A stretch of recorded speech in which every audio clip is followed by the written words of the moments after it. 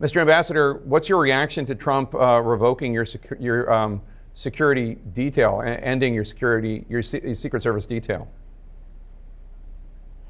Well, I've had better days, that's for sure. This is, I think, typical of Trump the man. This is the kind of character or lack thereof who's now president.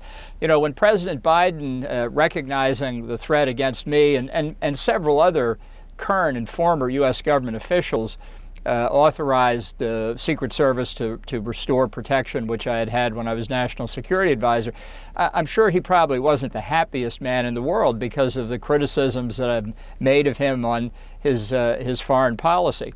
But he did it because it's simply not permissible to allow a rogue state like the terrorists in Iran to threaten Americans, whether they're in government or not, simply for expressing opinions or, in the case of the government employees, doing their job. Trump has decided to reverse it. It's obviously within his power to do it. But I think this is a matter that people should take seriously and let them contemplate who made the right decision here, President Biden or President Trump.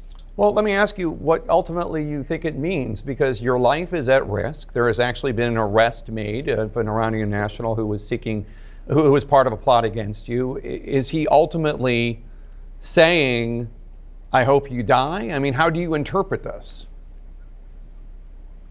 Well, I think it's certainly a downer for expressing your opposition to Donald Trump, as I say. Now, I'm not going to make sure measures are in place to provide protection, but I think the signal is clear. I don't know what's happening to the others who also have protection. I'm the only one, I think, at the moment who had Secret Service protection because I worked in the White House. Others worked at the State Department, the Defense Department, elsewhere, have protection from those departments. But it's this should not be a partisan matter. It should not be a matter of differing opinions on policy or personalities.